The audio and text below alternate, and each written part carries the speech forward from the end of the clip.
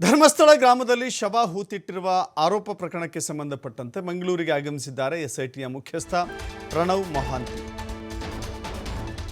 ತನಿಖೆಗೆ ಅಧಿಕೃತವಾಗಿ ಎಂಟ್ರಿ ಕೊಟ್ಟಿದ್ದಾರೆ ಪ್ರಣವ್ ಮೊಹಾಂತಿ.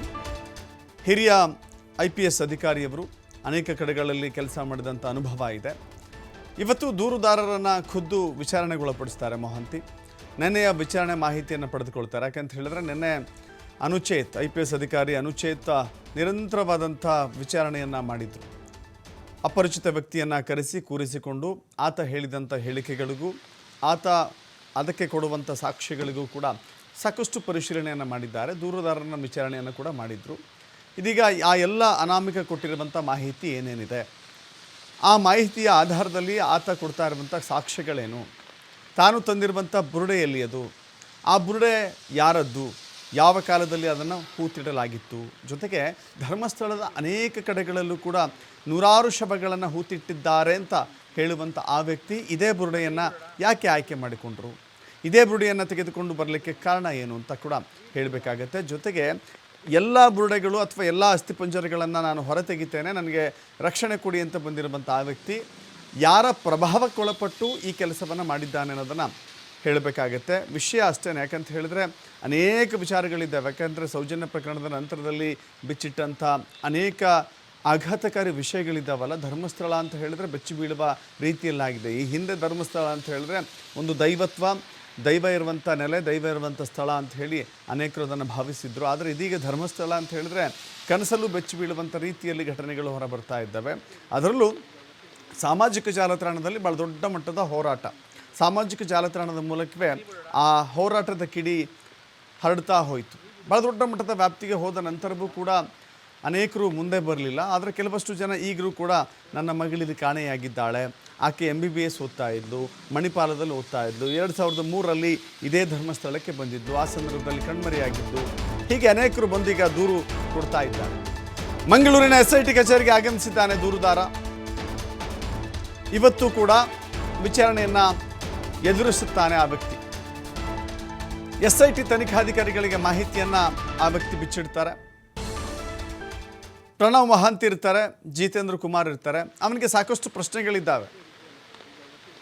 ಇವನು ಆ ಅನಾಮಿಕ ವ್ಯಕ್ತಿ ಅಂತ ಹೇಳಿಕೊಳ್ಳುವಂಥ ವ್ಯಕ್ತಿ ಏನಿದ್ದಾನೆ, ಆತ ಧರ್ಮಸ್ಥಳಕ್ಕೆ ಯಾವಾಗ ಬಂದ, ಧರ್ಮಸ್ಥಳಕ್ಕೆ ಏನು ಕೆಲಸ ಮಾಡ್ತಾ ಇದ್ದ, ಧರ್ಮಸ್ಥಳದಲ್ಲಿ ಈ ಕೊಲೆಯಾದಂಥ ವ್ಯಕ್ತಿಗಳನ್ನು, ಅತ್ಯಾಚಾರ ಮಾಡಿ ಕೊಲೆ ಮಾಡಿರುವಂಥವ್ರನ್ನು ಹೂತು ಹಾಕಲಿಕ್ಕೆ ಯಾರು ಆದೇಶ ಕೊಡ್ತಾ ಇದ್ರು, ಯಾರ ಅಪ್ಪಣೆ ಮೇರೆಗೆ, ಜೊತೆಗೆ ಯಾರೆಲ್ಲ ಭಾಗಿಯಾಗ್ತಾ ಇದ್ರು, ಎಲ್ಲೆಲ್ಲಿ ಹೇಗೆ, ಎಲ್ಲ ವಿಚಾರಗಳನ್ನು ಕೂಡ ಆತ ಹೇಳಬೇಕಾಗತ್ತೆ. ಅದರ ಜೊತೆಗೆ ಆ ಸ್ಥಳಗಳನ್ನು, ಆತ ಹೇಳುವಂಥ ಹೇಳಿಕೆಗಳಿಗೂ ಜೊತೆಗೆ ಆ ಸ್ಥಳಗಳು, ಸಾಕ್ಷ್ಯಗಳನ್ನು ಕೂಡ ಆತ ಒದಗಿಸಬೇಕಾಗತ್ತೆ. ಮತ್ತಷ್ಟು ಮಾಹಿತಿ ನಮ್ಮ ಪ್ರತಿನಿಧಿ ಆದಿತ್ಯ ನೀಡ್ತಾರೆ, ನೇರ ಸಂಪರ್ಕದಲ್ಲಿ ಜಾಯ್ನ್ ಆಗ್ತಾ ಇದ್ದಾರೆ. ಬಿಟ್ಟು ಬಿಡದೆ ಸುರಿತಾ ಇರುವಂಥ ಮಳೆ ಒಂದು ಕಡೆ ಆದರೆ ನಿರಂತರವಾದಂಥ ತನಿಖೆ ಕೂಡ ಅಲ್ಲಿ ಕಾಣ್ತಾ ಇದೆ. ಒಂದು ರೀತಿ ಆ ಮಳೆ ಇದ್ದರೂ ಕೂಡ ಈ ತನಿಖೆಯ ಬಿಸಿ ಮಾತ್ರ ಧರ್ಮಸ್ಥಳವನ್ನು ಕಾಡ್ತಾ ಇದೆ ಅಂತ ಹೇಳಿದ್ರೆ ತಪ್ಪಾಗೋದಿಲ್ಲ ಆದಿತ್ಯ. ನಿಜಕ್ಕೂ ಕೂಡ ದಶರಥ್, ಕೇವಲ ಮಳೆಯ ಒಂದು ಯಾವುದೇ ರೀತಿ ಒಂದು ಚಳಿ ಗೊತ್ತಾಗ್ತಾ ಇಲ್ಲ. ಧರ್ಮಸ್ಥಳ ಕೇಸ್ನ ಬಿಸಿ ಎಲ್ಲರಲ್ಲೂ ಕೂಡ ಇರುವಂಥದ್ದು. ಏನಾಗ್ಬೋದು ಈ ಪ್ರಕರಣದಲ್ಲಿ ಅನ್ನುವಂಥ ರೀತಿಯಲ್ಲಿ. ಸೊ ನಿನ್ನೆಗೆ ಸಂಬಂಧಪಟ್ಟ ಹಾಗೆ ನಿನ್ನೆ ಒಂದಿನದ ಸಂಪೂರ್ಣ ಸಂಕ್ಷಿಪ್ತ ತನಿಖೆ ವಿಚಾರಣೆ ಆಗಿತ್ತು. ಸುಮಾರು 8 ಗಂಟೆಗಳ ಕಾಲ ಆತನನ್ನು ತನಿಖಾಧಿಕಾರಿಗಳು ವಿಚಾರಣೆಗೆ ಒಳಪಡಿಸಿದ್ರು. ವಿಚಾರಣೆ ಸಂದರ್ಭದಲ್ಲಿ ತನಿಖಾಧಿಕಾರಿಗಳಿಗೂ ಕೂಡ ಬಹಳ ಕನ್ವಿನ್ಸ್ ಆಗಿದೆ. ಆತ ಹೇಳ್ತಾ ಇರುವಂಥ ವಿಚಾರಗಳಲ್ಲಿ ಸಾಕಷ್ಟು ಗಂಭೀರವಾಗಿರುವಂಥ ವಿಚಾರಗಳು ಇದೆ, ಸಾಕಷ್ಟು ಗಂಭೀರವಾಗಿರುವಂಥ ಆರೋಪಗಳನ್ನು ಮಾಡಿದ್ದಾನೆ. ಮತ್ತು ಈ ಪ್ರಕರಣಕ್ಕೆ ಸಂಬಂಧಪಟ್ಟ ಹಾಗೆ ಒಂದಿಷ್ಟು ಪ್ರಭಾವಿಗಳ ಹೆಸರನ್ನ ಕೂಡ ಆತ ಉಲ್ಲೇಖ ಮಾಡಿದ್ದಾನೆ ಅನ್ನುವಂಥ ಒಂದು ಮಾಹಿತಿ ಕೂಡ ಇದೆ. ನೇರವಾಗಿ ಈ ವರದಿ ಏನಿದೆ ಅನುಚೇತಿಯಿಂದ ಪ್ರಣವ್ ಮೊಹಾಂತಿ ಅವರಿಗೆ ಹೋಗುತ್ತೆ. ಅವರೇ SIT ತನಿಖೆಯ ಮುಖ್ಯಸ್ಥರಾಗಿದ್ದಾರೆ. ಸೊ ಅವರಿಗೆ ಮಾಹಿತಿ ಹೋದ ಕೂಡಲೇ ಅವರು ತುರ್ತಾಗಿ ಮಂಗಳೂರಿಗೆ ಇವತ್ತು ಆಗಮಿಸ್ತಾ ಇದ್ದಾರೆ. ಇವತ್ತು ಖುದ್ದಾಗಿ ಪ್ರಣವ್ ಮೊಹಾಂತಿ ದೂರುದಾರ, ಸಾಕ್ಷಿದಾರನನ್ನ ಇವತ್ತು ಅವರು ವಿಚಾರಣೆ ಮಾಡಲಿಕ್ಕಿದ್ದಾರೆ. ಈಗಾಗಲೇ ಆ ಸಾಕ್ಷಿ ದೂರುದಾರ ಏನಿದ್ದಾನೆ ಆತ ಮಂಗಳೂರಿನ ಕದ್ರಿಯಲ್ಲಿರುವಂಥ IBಗೂ ಕೂಡ ಈಗಾಗಲೇ ಆಗಮಿಸಿ ತನಿಖಾಧಿಕಾರಿಗಳಿಗೋಸ್ಕರ ವೇಟಿಂಗ್ನಲ್ಲಿದ್ದಾನೆ. ತಾವು ದೃಶ್ಯದಲ್ಲಿ ಗಮನಿಸ್ತಾ ಹೋಗ್ಬೋದು. ಇದೇ IBಯಲ್ಲಿ, ಇದೇ SIT ಕಚೇರಿಯಲ್ಲಿ ಇವತ್ತು ಆ ಒಂದು ದೂರುದಾರನ ವಿಚಾರಣೆ ಅನ್ನುವಂಥದ್ದು ನಡೆಯುತ್ತೆ. ಯಾಕಂದರೆ ಪಶ್ಚಾತ್ತಾಪದ ವಿಚಾರವನ್ನ ಉಲ್ಲೇಖ ಮಾಡಿ ಒಂದು ವಿಸ್ತೃತವಾಗಿರುವಂಥ ಪತ್ರವನ್ನ ಆತ ವೈರಲ್ ಮಾಡಿ ಬಳಿಕ ಪೊಲೀಸರ ಮುಂದೆ ಆತ ಶರಣಾಗಿದ್ದ, ನ್ಯಾಯಾಲಯದ ಮುಂದೆ ಶರಣಾಗುವಂಥ ಸಂದರ್ಭದಲ್ಲಿ ಒಂದಿಷ್ಟು ಕಳೆ ಬರಹವನ್ನ ಕೂಡ ಒಪ್ಪಿಸಿ ನಾನು ಮಾಡ್ತಾ ಇರುವಂಥ ಆರೋಪ ನಿಜವಾಗಿದೆ, ಇದೇ ನನ್ನ ಆರೋಪಕ್ಕೆ ಇರುವಂಥ ಸಾಕ್ಷಿ ಅನ್ನುವಂಥ ವಿಚಾರವಾಗಿ ಕೂಡ ಅದನ್ನ ಹಸ್ತಾಂತರ ಮಾಡಿದ. ಸೊ ನಿನ್ನೆ ಇಡೀ ದಿನ ನಡೆದಂಥ ವಿಚಾರಣೆಯಲ್ಲಿ ಆತ ಒಪ್ಪಿಸಿರುವಂತಹ ಒಂದು ಕಳೆ ಬರಹದ ಕುರಿತಾಗಿ ವಿಚಾರಣೆ ನಡೆದಿತ್ತು. ಆ ಕಳೆ ಬರಹವನ್ನ ಎಲ್ಲಿಂದ ತಂದಿರುವಂಥದ್ದು, ಆತ ಹೂತು ಹಾಕಿರುವಂತಹ ಜಾಗ ಯಾವುದು, ಆತನನ್ನ ಅಲ್ಲಿ ಹೂತು ಹಾಕಬೇಕು ಅಂತ ಆತನಿಗೆ ಹೇಳಿದಂಥವರು ಯಾರು, ಮತ್ತು ಎಷ್ಟು ಜನರ ಶವವನ್ನ ನೀನು ಹೂತು ಹಾಕಿದ್ಯಾ ಮತ್ತು ಆ ಜಾಗ ಯಾವ್ಯಾವುದು, ಈ ಎಲ್ಲದರ ಸಂಕ್ಷಿಪ್ತವಾದ ಮಾಹಿತಿಯನ್ನ SIT ಅಧಿಕಾರಿಗಳು ಅನುಚೇತ್ ಅವರು ನಿನ್ನೆ ಪಡೆದುಕೊಂಡಿದ್ದಾರೆ. ಆತ ಹೇಳ್ತಾ ಇದ್ದಂತಹ ಪ್ರತಿಯೊಂದು ಮಾಹಿತಿಯನ್ನ ವಿಡಿಯೋ ಮೂಲಕ ದಾಖಲೀಕರಣ ಕೂಡ ಮಾಡಿಕೊಳ್ಳಲಾಗಿದೆ.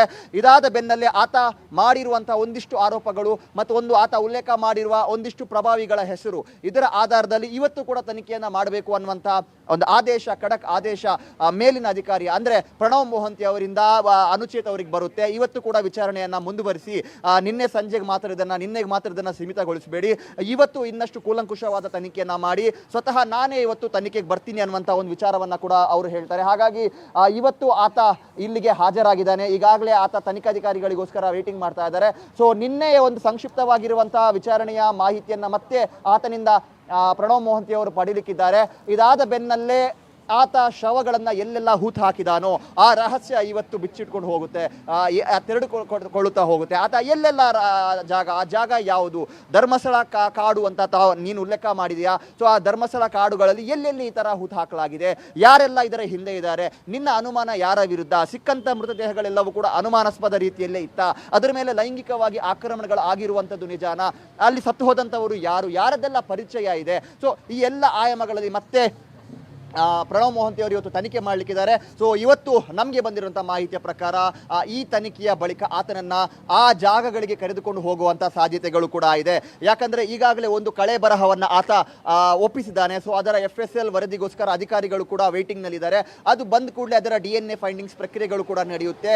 ಆ ಒಂದು FSL ವರದಿಯ ಆಧಾರದಲ್ಲಿ ಎಷ್ಟು ವರ್ಷಗಳ ಹಿಂದೆ ಈ ಮೃತದೇಹವನ್ನು ಹೂತು ಹಾಕಲಾಗಿತ್ತು, ಹಾಗೂ ಅದು ಯಾವ ಪುರುಷನ ಮಹಿಳೆಯ ಒಂದು ಕಳೆ ಬರಹನ ಅದು, ಮತ್ತು ಎಷ್ಟು ವಯಸ್ಸು ಅವರಿಗೆ. ಸೊ ಆ ಒಂದು ಇಸುವಿಯ ಆಧಾರದಲ್ಲಿ ಯಾರೆಲ್ಲ ಮಿಸ್ಸಿಂಗ್ ಕಂಪ್ಲೇಂಟ್ಗಳನ್ನು ಧರ್ಮಸ್ಥಳ ಪೊಲೀಸ್ ಠಾಣಾ ವ್ಯಾಪ್ತಿಯಾಗಿರ್ಬೋದು, ಬೆಳ್ತಂಗಡಿ ಪೊಲೀಸ್ ಠಾಣಾ ವ್ಯಾಪ್ತಿಯಾಗಿರ್ಬೋದು, ಅಥವಾ ಆಲ್ ಓವರ್ ಕರ್ನಾಟಕದಲ್ಲಿ ಎಲ್ಲಾದರೂ ಕೇಸ್ ಇದೆಯಾ, ಈ ಆಧಾರದಲ್ಲಿ ತನಿಖೆಗಳು ನಡೆಯುತ್ತೆ. ಸೊ ಯಾರಾದರೂ ಮುಂದೆ ಬಂದರೆ ಅವರ DNA ಮ್ಯಾಚಿಂಗ್ ಪ್ರೊಸೆಸ್ ಕೂಡ ನಡೆಯುತ್ತೆ. ಸೊ ಇವತ್ತು ಮತ್ತು ನಿನ್ನೆ ನಡೆದಂತಹ ವಿಚಾರಣೆಯ ಆಧಾರದಲ್ಲಿ SIT ಅಧಿಕಾರಿಗಳು ಒಂದು ವರದಿಯನ್ನು ಸಿದ್ಧಪಡಿಸಿ ಅದನ್ನು ನ್ಯಾಯಾಲಯಕ್ಕೆ ಒಪ್ಪಿಸಿ ಮುಂದೆ ಉತ್ಖನನದ ಪ್ರೊಸೆಸ್, ಎಲ್ಲರೂ ಕಾಯ್ತಾ ಇರುವಂಥದ್ದು, ಜನಸಾಮಾನ್ಯರು ಕಾಯ್ತಾ ಇರುವಂಥದ್ದು, ಇಡೀ ಜಗತ್ತು ಕಾಯ್ತಾ ಇರುವಂಥದ್ದು, ಆತ ಹೇಳಿದ ರೀತಿಯಲ್ಲಿ ಅಲ್ಲಿ ಶವಗಳನ್ನು ಹೂತು ಹಾಕಿರುವಂಥದ್ದು ನಿಜಾನ.